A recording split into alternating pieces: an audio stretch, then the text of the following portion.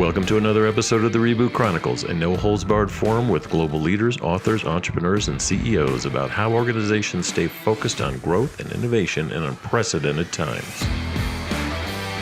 I'm your host, Dean Tobias, coming to you live from Reviv's North American headquarters in Chicago, and we would like to thank you for joining us from around the globe today. I'd like to welcome Andreas Widmer to the Reboot Chronicles. He is the director of the Ciocca Center for Principled Entrepreneurship at Catholic University of America's Busch School of Business and Economics, which aims to promote a new kind of entrepreneur. We'll find out what that means. Andreas is the author of a couple of books. One that I like is The Pope and the CEO, which is chock full of leadership lessons that he learned as a Swiss Guard protecting Pope John Paul II. Good to see you, Andreas. Thanks for joining us. Thank you, Dean. Thanks for having me. I'm glad to be here.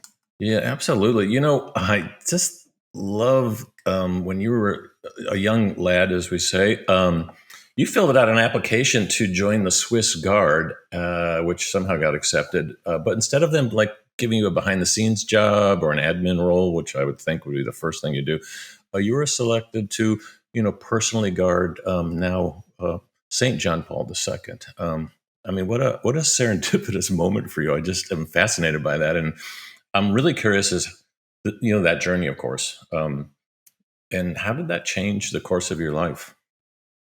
A lot. And as you say, jokingly, is actually true. How they ever chose me or allowed me in there beats me. I was not a good student. I wasn't in a huge amount of trouble, but I grew up in this small village with 400 people. You can't get into that much trouble, but whatever trouble I could get into, right. I did.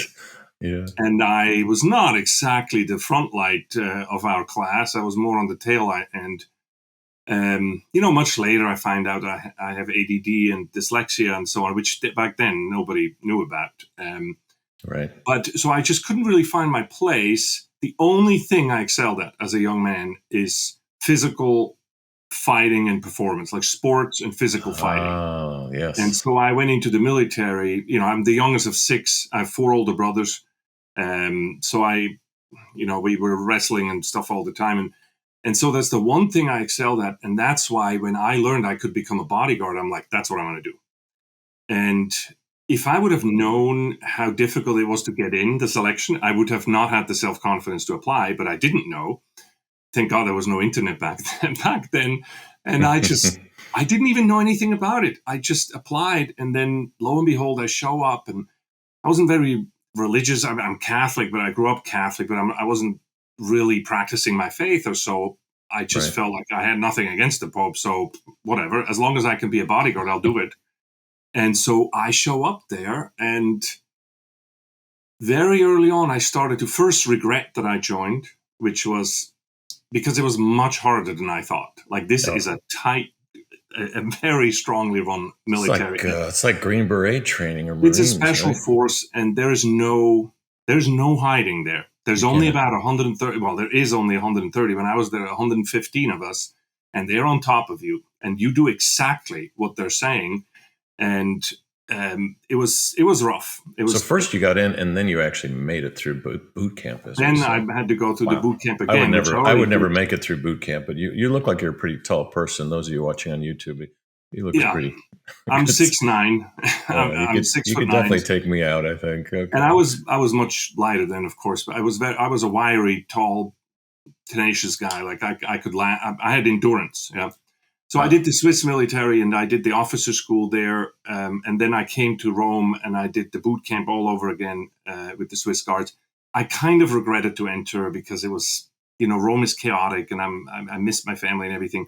Mm-hmm. And I felt like I made a mistake to join and was gloomy. And this is when the first time when the change happened is that, when you're working with somebody, being a Swiss Guard sort of looks glamorous to the outside, but on the inside, you're like a cut above the valet. I mean, you're just, as a bodyguard, you're supposed to blend into the background and just don't say anything. And just, if nobody notices you, you do a good job. Yeah, that's one version of it. Then the other version is the very colorful yes, that's, of course, wardrobes that some of the honor guards have. That you do also as a very young recruit. Before you get sent into duty, you start to stand at the outside. I mean, this is basically a statue. That you don't have to do anything other than just stand there and listen. But I had the first job of of actually being at the apartment where John Paul lived, and I was very gloomy. And he came and he noticed. He noticed that I hated my job and that I didn't want to be there. And he approached me and he says, "Look, I'm so glad you're here. I want to work with you, and you'll see things are going to work out." And he started to pay attention to me in a sort of even level. He integrated me into his team. He checked up on me and said, "How are you feeling?" and so on. Right. To the point that I really started to feel that I was a part of his ministry, if you wish. He would introduce me to guests. When he had guests, he would introduce me and say, "Hey, look, this is Andreas," even though I'm supposed to be in the background.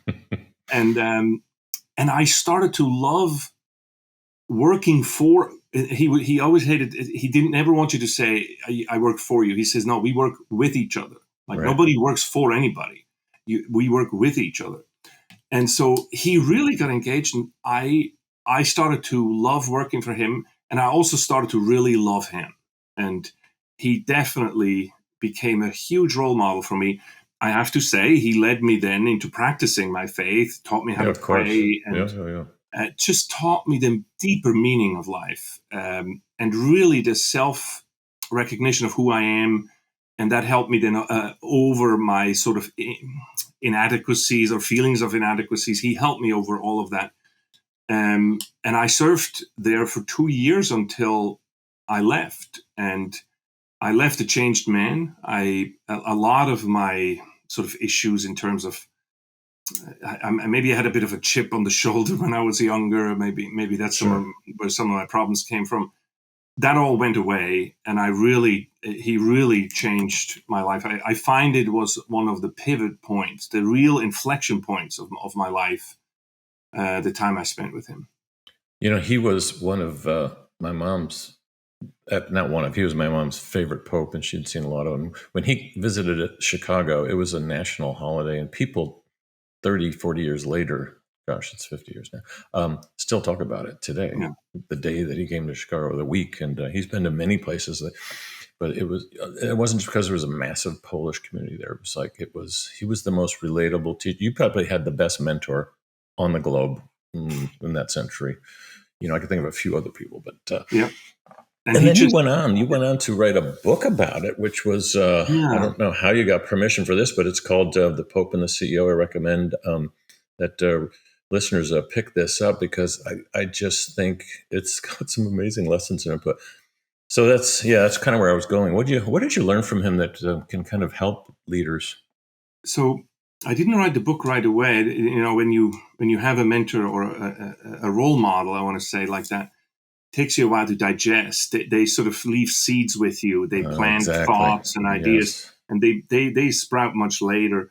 I came to America because, that's the other thing, Dean.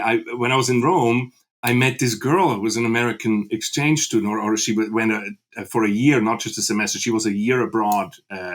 She's from Chicago, actually. She went to Loyola University, and they have a campus there. And I met this young American girl. I didn't speak a lick of English, by the way.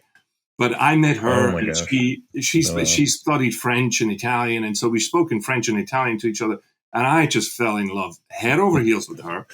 And French and Italian and Chicago woman, what's not to fall in love with? That's exactly. Amazing. And I introduced her to him, and he's like, "Oh, that's a nice girl that you have there." And I said, "Listen, I gotta go. I'm gonna go pursue her." And he's like, "Well, you have my blessing. Go ahead." And I came to America because I fell in love with Michelle, and came here and started to. The only way to get into the US was to go to school, so I did.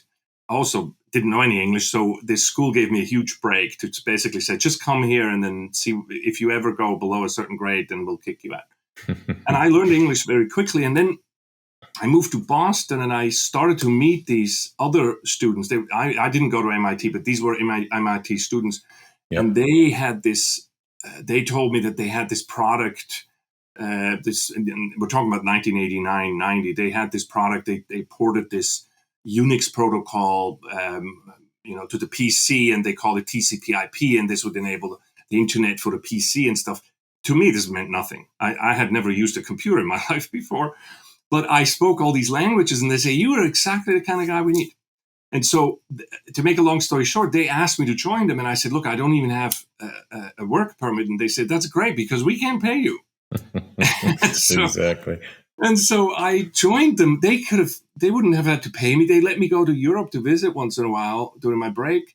But they gave me shares and said, look, one day, who knows? And lo and behold, it was FDP software, and we were a rocket ship. And Oh yeah, you guys took off. Wow. and we took off. We went public in '93, I think. And so I got sucked in right away into the high-tech boom. After that, I joined Dragon Systems. We invented speech recognition. Right. And I went again into this total whirlwind up. And I did a couple of more things, and I kind of got so sucked in that I sort of lost sight of who I am, or what am I doing, or why am I doing this. I lost sight of my why. And I started to hate my job again, just like when I worked with JP2. Right. And that reminded me that when I kind of got depressed with the job. I felt that everything is a crisis, an existential crisis in my company, even when I'm running it. And in tech startups, that's exactly And what's happening. I'm looking for a boss to blame, and I'm the boss, right? Right. And so I would say I got burnt out with it. And then a few things happened that were just really unpleasant. I talk about it in that book. Yeah. That kind of brought me back to the ground and say, okay, what is this all about? And is this experience you're having of participating in the free market, innovation, the freedom to do business and do this globally and everything, does this have to lead to this state of disillusionment and so on? Or is there a way to do this that actually leads to human freedom? And that's what this book, The Pope and the Sea, answers, because I went back to my drawing board and also back to him to basically say, okay, let me reflect on this. I sort of lost the forest for the trees for a while in my career, and then refound it. And that's what this book is about. And in there are the main lessons that that I reflect back and get out of the situations, the conversations, and the writings that he had, that I drew from him. And then going forward, in the next companies, I started to apply that. Yeah, it's fascinating.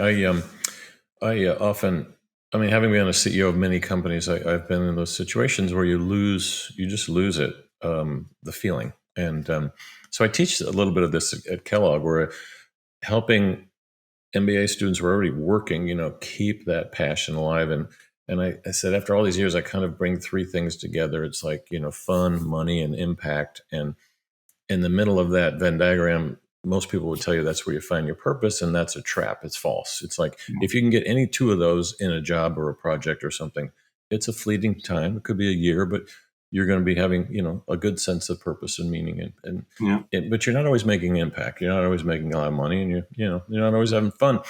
And I struggle with that a lot. And you did a new book on the most recent one anyway, The Art of Principled Entrepreneurship, and I think you touch on some of those concepts in your own format. How do you teach people or help people? I guess through the book, but also at the university. I'd love to find the right thing to do, I guess, is the right question. I'd love to tell you just a quick story of why I wrote that book and how, because that tells you how I went about it. It's exactly the Art of Principled Entrepreneurship. Yeah, that'd be great. That's exactly, Dean, what you just talked about, the meaning of this Venn diagram and everything, and to really figure out, looking back at the career, what was it? I have this great friend who I believe is one of the greatest entrepreneurs in the last 70, 80 years. His name is Art Ciocca. He built what you know today as the wine industry in the United States. Yeah, an amazing story. But I mean like table wine. I don't mean, highfalutin French wine, but I mean mass product table wine that brought this to the American palate, if you wish. But anyway, so I know him for many years, and he's a good friend. And he actually helped fund what I'm doing here, because we have a history, which I explain in the book. But I call him one day and say, listen, Art, I want to write this book about principled entrepreneurship, what we're teaching here at our center and everything. And I wonder if you would allow me to tell more of your story. And it was in February 2020. And he said, I mean, I remember he's in San Francisco, and I was actually in Rome at the time. And he says, "Well, Andreas, I thank you for asking me, but I have good news and bad news in the answer." Mm-hmm. And I said, "Well, hit me with the bad news first." And he says, "I have 3 months to live. The cancer came back. The doctor said he can't help me. I'm going to be dead in 3 months." And then this is so like him. And then I go, "Huh? So what's the good news?" And he says, "I have no appointments until then." So I Oh, this is no. how this is Art 1A. And Yep. he says, "If you have the time, I have all the time in the world now until I die. I will talk to you about anything you want to talk about, and I have a lot to say. I'm looking back at my career." So I had this chance then. I started to record everything he said, and we would meet on the phone. And I asked him questions. I record everything and say, "I could always finish the book after you're gone." Mm-hmm. And out of these 3 months, actually, he didn't die in 3 months. He died in 2 years. Right. And he saw the end of the book. And I had this huge privilege to sit sort of at the feet of this teacher. And what I put in the book is, here we have an 86-year-old great entrepreneur who tells you at the end of his life, looking back, what counts, what should you do, what should you not do, and how should you do it. And to look at the entirety, because many of you watching or listening to this, you're in the moment, you're 30 years old, 35 years old, and you're just at this company, but this company is not going to last forever. You have to look at your whole life and to talk to somebody and learn from somebody who after 86 years looks back and says, "Okay, as an entrepreneur, here's what matters." Mm-hmm.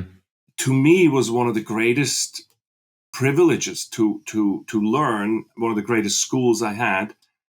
And he ended up seeing the book. He loved it. And he died 3 days before it went to print, which is, he died on December 18th I last didn't year. know that. Yeah. I was such a big fan of his. I mean, and he and his wife funded your center. Yep, yep. It's an amazing center. What's the, well, it's hard to transition from that story, but Yeah. what's the goal of the center? Principled We want to, entrepreneurship. there's something that creeped into the American psyche over the last 20 or 30 years. And that Yeah, is, and it's not good. yeah, that the American dream is not a good thing, and that the free market somehow is something that hurts people, that the economy is a zero-sum game, rather than, you have to cut up the pie, rather than the economy being a pizza shop, like a pizzeria. It's just one pizza, and so you have to slice it, which is, of course, a zero-sum worldview. And Right. that creates all kinds of conflicts. It comes out in different ways of identity politics and things like that, because if there's only this much, then we can't all grow at the same time. Then we have to be adversarial with each other. And Art, at the deep level, felt that that was a big lie, that we actually here in America and really worldwide, but really can live this American dream, that every time I create something as an entrepreneur, I actually don't take value from somebody else. I create value out of nothing, right? We create new money when we innovate, when we add value for others. We actually create new money in a sense. Exactly. And Art really felt that in a lot of business schools today, that is not taught anymore. This is why then the whole movement is towards finance, because then there is an obvious way of saying, well, it's speculation and that, and away from the actual creation of value of products and services. And so our center is really focused on that. The brick and mortar, of course, we also do software here and there, but I love the brick and mortar Main Street entrepreneurship, to say that that is actually the backbone of the American economy and of our prosperity. And we both promote it and we help students build these companies. I love that, because most of the schools or government institutions, I advise the NSF and a bunch of other groups. It's like it's all about tech or AI or something that is systemically can shape the environment or society or just make a lot of money. But yeah, being a tech guy, Look, it's that is refreshing to see. I didn't know you guys were focusing yeah, more and on look, that. I'm a techie, right? All my I know companies. for you to say that's a big deal. Yeah, I just think that see, I talk with my students about technology being to me, it's a bit like the finance industry. It's an ancillary. I don't know if I use the right English word. It's an ancillary industry. It It should is. be. Yeah. It's the Internet of Things. It You know, should. it Yep. should be an add-on. It should Yeah. It's not the core. turbocharge. Yeah, Exactly. and it's Yeah. not the core, and it's not the end all and be all. But it's like an add-on that makes things better, stronger, faster, and so on. But never lose sight of Main Street, because if we move away from Main Street, which we are currently moving away, the entrepreneurship today, you would never, if you look around, you'd never think this, but we have like almost 60% fewer entrepreneurs today than we had in the 70s. And there's that is like the canary in the coal mine. Is that how you say it? Yep. That if that goes away, if we're starting and we are going underwater with this once in a while, where we have fewer startups than we have companies who go out of business, then we start to have a net loss. It's a spiral effect at that point. Yeah, Right. the net effect of that is to have larger and larger companies that control more and more things. And that goes then towards monopolies, oligarchies, and things like that, which is just this territory you don't want to go to for the freedom, for the prosperity of the average person. Sounds like you and I could substitute for each other's classes that we teach. I was surprised you just said that stat, because there is a liberal definition of what an entrepreneur is these days, to the point where I thought the number was actually bigger, because what we call entrepreneurs is not what we called it in the 70s. Yeah. But you're talking about people that are actually getting stuff done and starting stuff. I mean, startup entrepreneurs. Yeah. And exactly. I'm not saying I'm like, not like everyone says they're entrepreneurial now because they took a class or a seminar. So there's a difference there. I don't mind people calling themselves entrepreneurial. That's perfectly fine. I do believe that one can be an employee entrepreneur to start new projects and stuff. But I'm talking about startup entrepreneurs. Yeah, that's a hardcore. Special breed. I believe that it's like musicians. It's like there's only a certain amount of pianists, brilliant pianists in a society. Like and it's like strewn over. It's like God put salt into the dish, right, of humanity. And there's a bit of that in every society. And so we have to find these people so that they will bring their genius to all of humanity. Exactly. And one of the things I kind of help people understand is, what's the difference between an invention and an innovation? Mm-hmm. And then I say, okay, now we got that sorted out. I won't go into it here. I said, you're missing something. There's another definition called business innovation. What people willing to pay the right price for it, and you can actually build a financial return. Yeah. Versus it's the funny other two. And an entrepreneur can actually dabble in all three of those, but the ones that are successful they really create business innovation, which is very I hardly ever talk to students. It's so ingrained in people that the suspicion of profitability is so ingrained that I always have my sentences always add with profitably, because otherwise you might misunderstand what I'm talking about. Profitability, this is one of my favorite topics to talk about, is if I make this pen. So this is a nice Swiss pen. I just brought this back from Switzerland, and I buy this. The raw materials of this are probably $5, right? Mm-hmm. And even with everything, cost of goods sold, $10. I bought this for $50. The $40 that I, in a free market, pay for this, that is, I know where the $10 come from. Where did the $40 come from? Mm-hmm. The person over there in Switzerland created $40 new value that has never existed before. They didn't steal it from somebody else. They didn't move it around on their spreadsheet. They created this, in a sense, out of nothing with their human ingenuity. So in a sense, if things were right, the Fed would now have to print $40 more new dollars, to the value of our GDP, because I bought this pen. In a free market, it works like this. And so, yes, you can call it profit. I would call it new value or new money, because that is a gift that entrepreneurs give to society. Big companies call it value creation. But what I've noticed in startup circles is the word profitability sometimes isn't that acceptable. So they're saying sustainability. And I'm like, okay, that's something different. Profitability, that needs to be sustainable. So do other things, your people, your demand. And it's it's not, look, my view on this, because sustainability is, I think it has an adage in there, or an aspect in there. Well, it can't hurt others and so on. But let me tell you something. If you do business and you have to apologize or make up or give back after for it, you did business the wrong way. When you do I love real that. business, I don't have to give back after I just create value. Real business people don't go and destroy the environment. Real business people don't pull people over the table and cheat them. Real business people don't cheat their employees with unjustified or unjust wages. Let's keep the main of the bell curve with the real business. If you want to come up with new names, call some people extortionists. Call the but don't soil the name of the 99.9 entrepreneurs and business people in the United States who do good work every day. Exactly.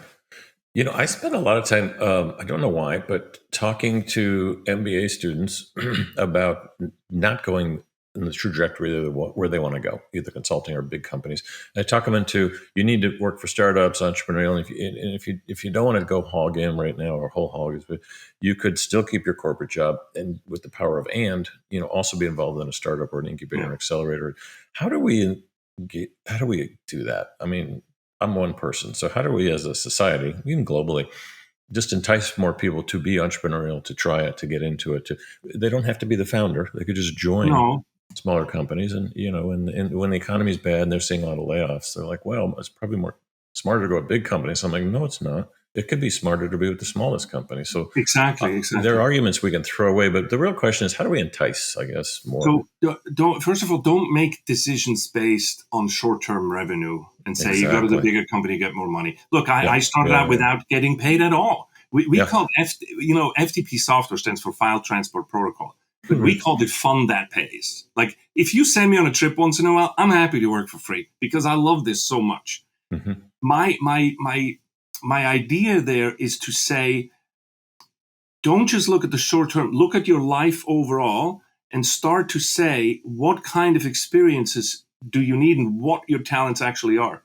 I have this fun little, it's not scientific or anything, but on my website, andreas-widmer.com, andreas-widmer.com, I have a little entrepreneurial quiz you can take just for fun. That basically shows you, because what I'm driving at is to say, look at what you have, the assets you have. How do you behave? What kind of risk do you like? What kind of situations do you like?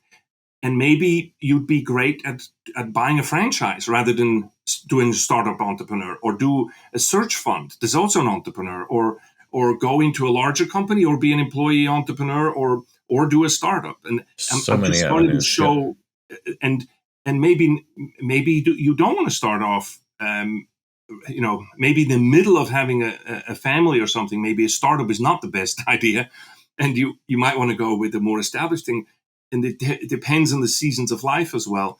And so I think it's what the biggest issue we have is that people don't look at their whole life. People go into a career and they just want to do one big hit and then be done. No. That's a very bad understanding of work. Like imagine if you would stop working, you would start to get depressed and burnt. Talk about burned out when you work. Try not working. You're going to burn out much more. And so I want to look at the whole life and say, if I'm doing this, for 60 years, what kind of work am I going to get engaged in? And keeping that perspective, I think, is a very important thing that will then entice people to make different decisions than saying, I'm just going to, swing for the fences and then I'm done. Yeah. And I like your idea of giving them an option menu, because usually when I say, hey, you should be an entrepreneur or do it on the side, keep your day job. But if they could look at a list of things, so I know a couple of people who are, what do we say in the States, gazillionaires now, because he started out with one, Wendy's franchise. Now he has 50, and he took a risk. He was working at a corporate job somewhere, and I love your spin on that you could do so many things. You don't have to start a tech company anymore. No, and franchises, for example, have a very high level of success. And you don't have to take Dunkin' Donuts or McDonald's, the most high-priced kind of franchises. Somebody actually endorsed the book is a friend of mine, Dina Dwyer from the Dwyer Group. They were now acquired by a larger group, but they have all kinds of franchises. And I'm telling you, when you go into that business, you see tons of opportunities. And these are proven business models. You go in and then you can basically, the entrepreneurial function in there is then customer generation, rather than, you don't have to worry about the back end because they figured that out. No, it's all marketing. Yep. You basically do hire and customer generation, and that's a tall enough order, but that's maybe a good way to start. Yeah, definitely helps the monthly dividends. Yeah.